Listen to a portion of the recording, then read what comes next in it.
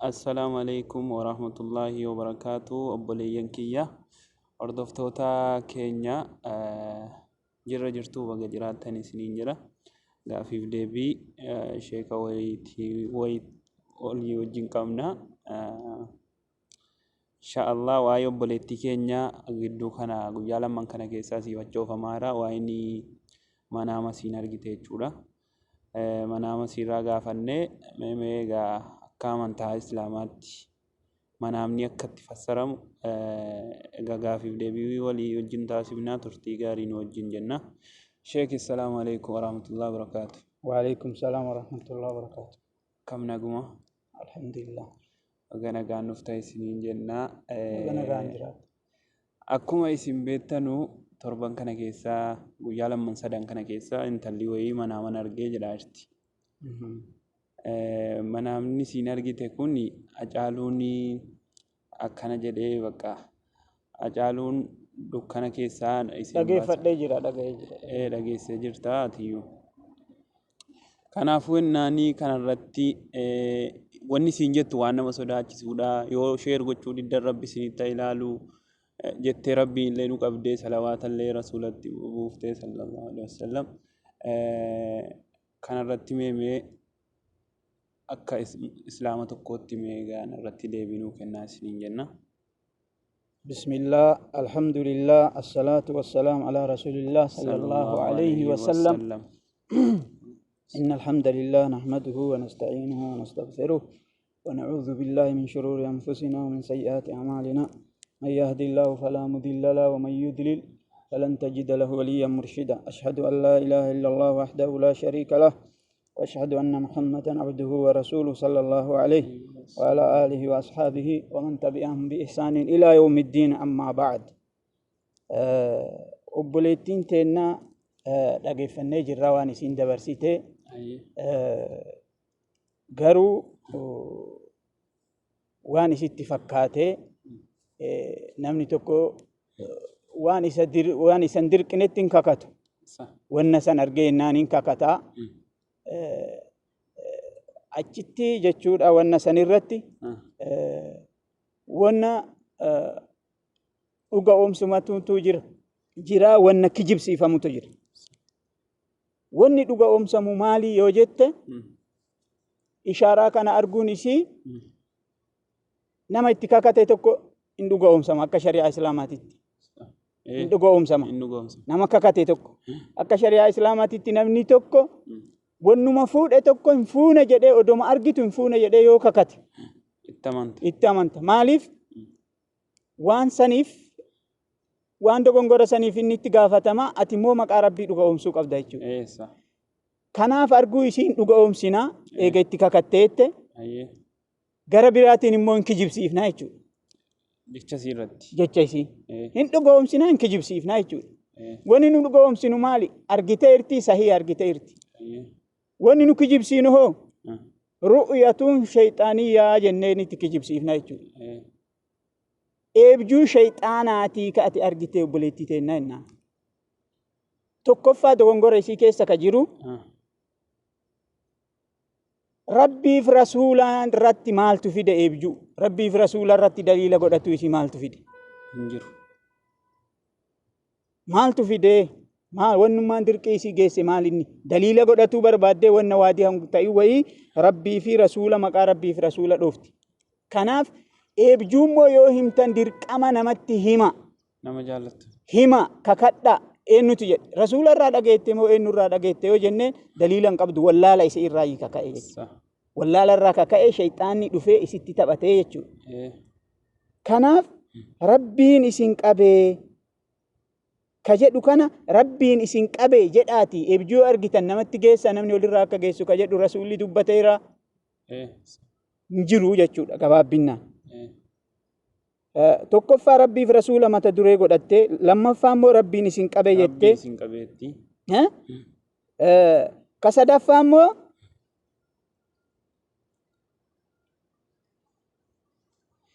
hin kakatti irra deebiftee jechuudha. Sadaffaa irra deddeebitee kakatti ebijuma kakadhaa ka jedhu shari'aa islaamaa keessatti arge jedhi kakadhu ka jedhu hin jiru. Ebijuu bareeda yoo ergite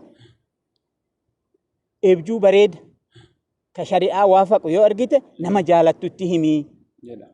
Maaliif yoo namni kun si waan nyaa jechuudha. Nama jaalattutti itti himi. Si galee ka arfaffaa immoo manaaba yoon himin manaaba kana yoon himin jettee waan akkasii daliila godhatte. Manaaba yoon himin rakkoo akkanaatti isin irra gaa jedhee rasuulli dubbateera. Wallaala isiiti jechuudha. Wallaala shayxaanni itti taphatee jechuudha. Namni manaaba kan hin himin jettee waan akkasii irra deddeebitee dubbatte. Rabbiin isinitti haa argu yoo naan geessin naan jedhe jettee waan akkanaa shayxaanni dhufee itti taphatee jechuudha. Kanaaf obboleettiin teennatuun maal argisiisa kun? Diin islaamaa irraa fagoo jirtii jechuu argisiisa. Isii fi fakkaataan isiillee diin islaamaa irraa fagoo jiraatu. Ammallee dhumarra maal jette? Azaanatu na kaaseetti. Azaanni eebjuun kun eebjuu keerii ta'uu irraa ru'yaan tun ru'yaa keerii ta'uu irraa azaana dhageettee azaanan ka'uu isii daliila godhatte jechuudha. Kuni baaxila kijiba shayxaanatu dhufee itti taphate. Argiteerti. Garuu shayxaanni fakkii haacaaluu fakkaatee itti dhufee itti taphateera jechuudha. Tarii. Islaamummaa isii irratti rakkina cimatu mudata yoo tawbatii yoo istigfaaran godhin. Maaliif? Gosti akka gosaatitti gosa. Gosti Oromoo wakkatu hin dandeenye gosti teenna Oromoo. Waan Oromoon waaqeffataa fi Oromoon waaqeffataa jira, Oromoon ortodoksii jira, Oromoon muslimaa jira. Waaqeffataan jira. Oromoon immoo protestaantiin jira. Waaqeffataan isa jennu kun. Kuni walitti dhufee gosti Oromoodha. Abbaan muslima ta'ee ilmi kaafira ta'uu danda'a. Garuu ija kamiin ilaala? Akka Oromootitti namni Oromoo miidhu tokko Oromummaa keetiin si miidha malee ati Islaamaa, ati waaqeffannaa, ati immoo ortodoksii jedhee si miidhu. Oromoo kee ta'uu qofaan si miidhaa jira jechuudha. Kana akka walii galaatitti hin balaaleffannaa jechuudha. Hin balaaleffannaa afaan tokko taanee odoo addaan hin faca'in zulmii kana ofirraa deebisuuf dhiiba. Shari'aan Islaamaa horiirra zulmii ga'u. Hattan kaafirarra zulmii ga'uun balaaleffata. Namuma rabbiif rasuulan beeyneyyuu irraa balaaleffata. Zulmii hin balaaleffata. Karaa maleen dhiiga gajjiisuu qabeenya saamuu karaa maleen jechuudha. Karaa shari'aan godhetu jira, karaa shari'aan hin godhitu jira. Kanaaf kun akkasi. Yoo ay deebine hoo fi aammitu jira, kaasitu jira. Aammi akka Oromootitti Oromoon martuuyyuu walii galee ofirraa mormatuu qaba.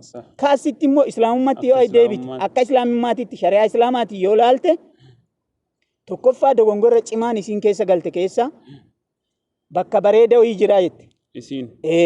Hacaaluun bakkee ifaa wayii bakkee bareedaa wayii jiraa jette. Itti kakatte jechuudha. Kana mara shayxaanatu itti taphate jechuudha.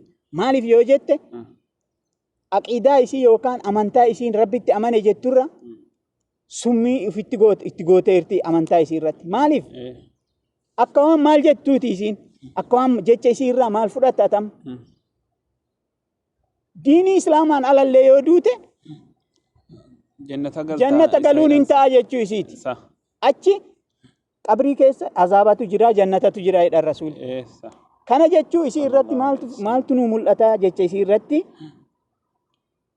Kalaas namni tokko yoo diin Islaamaatiin alallee du'e bakka bareeda jira jechuun gandi lama jiru. Ganda jannataatiif azaabatu jira. Azaaba qabriitii fi jannata qabriitu jira.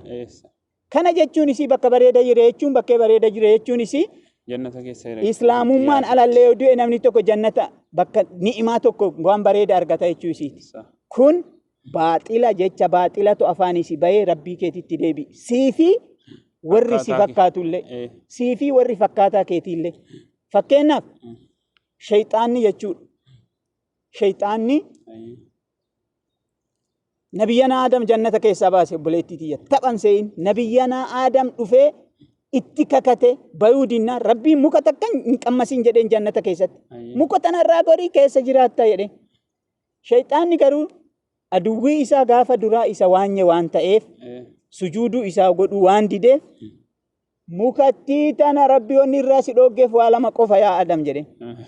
Waa lama qofa sadaffaa kan qabne maalinni tokkoffaa yoo isii nyaatte malaayikaa taataa jedhe. Sadarkaa namummaa irraa malaayikummaatti ol baataa jedhe. Lammaffaa immoo as keessaa bayuun kee bakkee namni tokko yoo duroomate hiyyummaa sodaata. Yoo jiraate du'a sodaata. Yoo fayyaa qabaate dhibee sodaata. Si galee inni lammataa immoo jedhe wanni rabbi irraa si dhooggeef laal shayxaanni akka isitti dhufe kana itti dhufe maal jedhe abad teetta jedhe abada teetta jedhe. Rabbi nu dhoogge jecha rabbii kennaattu caala jedhanii didan Aadaamiif Hawaan hin didan. Itti deebi'ee maal jedhe itti kakate an garuu keerii isin yaada jedhe itti kakate la yoo tana keerii manuu yaada jedhanii kutanii afaan kaa'atan. Waan sanii himuuf amma sagantaa kennaa miti jannata keessaa ba'uu namni martuu hin beeka. Rabbiin nabiyyii isaa shayxaanni nabiyyii isaa jannata keessaa baase miskiina akka ta'eetii tan ammoo akkam godha itti yaaddala. Kanaaf nawaaqidul islaam shuf nawaaqidul islaam wanni islaamummaa balleessu waa 10 lafa kaa'amee jira. Achi dura ammallee shayxaanni gaafa makkatti walii galtee godhanii rasuula akkamitti akka biyyaa baasan akkamitti akka ajjeesan yoo mari'atan namoonni hedduu biyyaa baafna jedhan shayxaanni itti dhufe suuraa namaatiin itti dhufe shayxaanni eenyu ati jennaan ani ollama keessan kana araba marraayii jedheen isinumatti yaada keessan kana isinitti makamuufi jedheen jennaan namni kun maal jedhe biyyaa baafamuu qabaa jedhe. Kanarratti isin hin galuu jedheen hin dide shayxaanni. Namni kun waan biraa jedhee akira Abii Jahal la'anatullah alayhi Abii Jahal maal jedhe gosa mara keessaa jedhe shabaaba filanneetu jedhe. Shabaabni kun yeruma takka waraanuu qabaa jedhe akka nama tokkootitti. Eegasii dhiini isaa gosa mara keessa bittinnaayaa.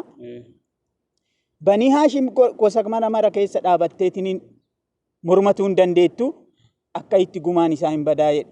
Akka hin malee hin dandeenyu jedhe. Shayxaanni kanarratti sirrii jettee jedhe laal shayxaan. Sirrii jettee jedhe jechi kee fudhatama qaba jedhe. Akkuma beektan shabaaba walitti gurmeessanii rasuulli biyyee itti facaasanii jarri rafanii rasuulli irraan tarkaanfatanii akka beektan san gaara hiraa dhaqanii jechuudha. Shayxaan hojii shayxaana. Deebi immoo kasadaffaa gaafa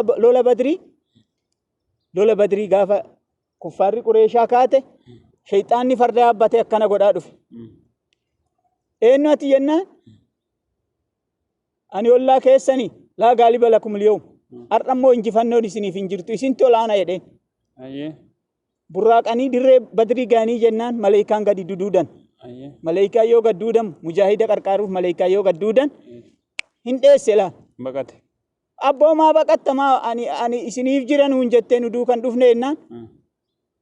Inni araa maalaa tarawun inni akaafullah.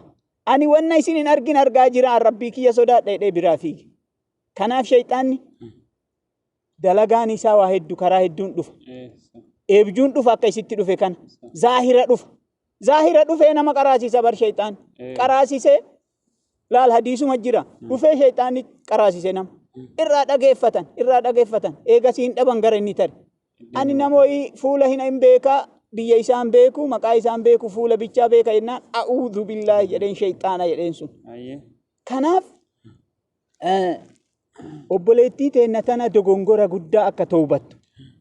Amma niyyaa isii keessatti wama siin galgala yaadaa bulte. Wama yaadaa bulte. Wama yaadaa bule eebjota. Eebjuun sadiitti qoodama. Shuf eebjuun sadiitti qoodama. Eebjuu shayxaana akka isiin argite kana. Eebjuun tokko immoo wama yaadde fakkeenyaaf birriin si jalaa badee birrii eessaa argadha birrii tana maal godha yoo jette wama birrii sanii argita. Yoo namaa wallolte wama namaa wallolte argita. Si galee eebjuun biraa immoo bushraa rabbirraa argitee kaate argitu. Eebjuu bareedaa. Quraana ka qaraatu. Ka xawaafa gootu. Kammoo waan bareedaa wayii keessatti of argitu. Waan keerii wayii. Waan babbareedaan kun rabbirraa. Wanni fokkataan shayxaana irraayi waswasaan immoo maguyyaa si cinqaa oolee argita jechuudha. Sadiin kanatti qoodama. Kanaaf shayxaanni eebjuun si dhufee nama tokko akka inni si jibbu yookaan immoo cuuphee wayii qabatee kasitti fiigu yookaan qabeenya kee ka fudhatu yookaan nama keessa kasirraa qaban si arrabsoo wayii argite. Eegasii namichi aneedha ishaaraa argee namichi kun badaadha ishaaraa argee jechuun qabdu. Yoo kanatti shayxaanatti amante ati namaa wal lolte jechuudha. Hattan budaa laal budaa yoo namatti qoricha aarsan yookaan itti qara'an yoo keessa baaftan eenyu ati jettanii maqaa namichaa hin gaafatinaa jedhan. Shayxaanni kijibdi. Wanni akka shayxaanaa kijibaan hin jiru. Wanni akka shayxaanaa ka uf jaju hin jiru. Wanni akka shayxaanaa wallaalaan hin jiru. Shuuf. Kanaaf inni nama wayii maqaa isaa dhaya sababaa saniin namni nama saniin budaa qaba jedhaanii iddoo namaatiin rakkoon uumamaaf. Kanaaf rakkoon keenya olumaa hin beeknu. Silaa amma isin maal godhuu qabdi beektaa?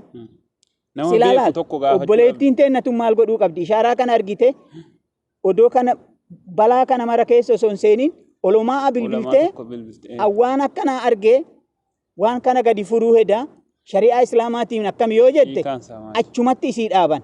Wanni isin rakkoo keessa of seensituuf hin jiru. Siigalee kanaaf asirratti wanni isin dabarsuu barbaanne nawaaqidul islaam jedhanii wanni fakkeenyaaf namni tokko uduu yoo hin qabaatiin salaata yoo haga fedhe salaate ta'a. Islaamummaa yoo qajeelchitee hin beekin haga feete yoo salaatte yoo soomte islaamummaan kee qullaadha sifriidha yookaan zeeroodha rabbiin biratti. Maaliif jennaan wanni islaamummaa diigu waa kudhan. Wanni uduu diigu ما خرج من السبيلين جدا وان كرا لما نمر بيت ودو أديق فكنا نمني توكو ودو أيو أبسه ودو أنك أبو جدا أكو مثلا إسلام ما اللي واقود أني تو إسلام ما بلليس إسلام ما واقود أنتو بلليسا سيجالي إسلام ما واقود أنتو بلليسا أما وني يرون باين جروتي واقود أنتو بلليسا واقود أنسان كيسا يجود واقودان سان كيسا شركي tokko shirki rabbiin alatti nawaan biraa kadhatu muka kadhatu qabrii kadhatu awliyaa kadhatu waan adda addaa kadhatu rabbiin gaditti jechuudha. Kanaaf qabrii fa'aa qaluu namaa qaluu jinniif qabrii qaluu gabbaruu kana shirkii jedhama. Islaamummaa keessaa waan nama baasuuti jechuudha. Kanaaf wanni akkanaa kun islaamummaa keessaa waan nama baasuu jedhaniitiin olmaan irratti dabarsanii jiran jechuudha. Laal ammallee rakkoo mucattiin tun keessa seente. Kudhanii kana gizee biraa inshaAllah isinii dabarsina amma waan dheeratuuf. Waan kudhanii kana diigu keessa tokkoffaa isinii himee jira. Ka sadaffaa waan rakkoon isin keessa seente kana keessa jirurraa isinii hima jechuudha. Kaan gizee biraa isinii dabarsina. Sadaffaa maal jedhaa? Namni tokko shirkii kaafirri kafaree jira shirkirra jira jedhee yoo ragaan bayin islaamummaan isaa hin badde. Islaamummaan isaa amma mucattiin tun rakkoo sadaffaa keessa seentee jirti. Namni tokko kufrirra yoo du'e haadha abbaa kee yoo ta'e araarama kadhatuuf hin dandeettu. Nama biraati miti. Haadha abbaa kee yoo ta'e yaa rabbi abbaa kiyya araarami jechuu hin dandeettu. Odoo muuda deemu odoo jinnii qalu. Odoo jinnii qalu odoo muuda deemu karaan taamirra yoo du'e araarami jechuuf hin dandeettu. Garuu duniyaa akka Oromoo kana jechuudha. Akkuma Oromoo waliin jiraannu kana duniyaa irratti hin ergamtaaf hoccuu miiccitaa fi garuu shirkitti fardanaa fi qabrii dhaqaa jedheen didda. Garuu saamunaa bittaaf hoccuu bittaaf nyaata gootaaf hayxee dhaabbaa akkana jechuudha. Kanaaf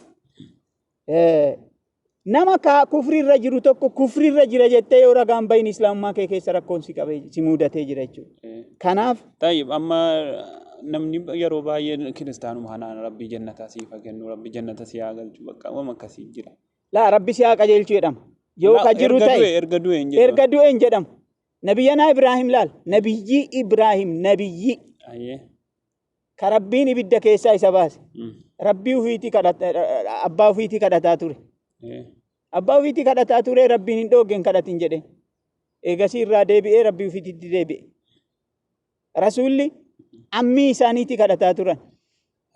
Rabbiin irraa dhoogge jechuudha. Namicha kufri irratti rabbiif rasuula osoo hin dhugawwamsiin rabbiin ala waan biraa osoo kadhatu yoo du'e araarama isaa kadhatuun hin ta'u. Tarii mucattiin tun du'aa gooteef hin fakkaata. Laa jechuun du'aa isii keessallee rabbi jannata si itti tolu itti malee du'aa hin goone. Sanumatu rakkoo qaba. Itti haa tolu jechuu santu rakkoo qaba. Kanaaf araaramni kadhatuun haadha nama deette caalu jira. Shirki irratti inshaallah hajjii dhibba hajjitu salaata hajjitu hasoomtu rabbii gadi waan biraa odoo kadhattu yoo duuteen yaa rabbi araaramiif hin jedhamu. Abbaan fedhe kanarratti olumaanii walii galee jira. Kanaaf walii dabarsaa isii biraallee naagaa toobadhu rabbii keetti deebii islaamummaa waan biraa oromummaa waan biraa arabni rasuula dura wal fixaa turan gosummaa guyyaa qiyaamaa wannan isinimuu barbaadu gosummaan hin jirtu.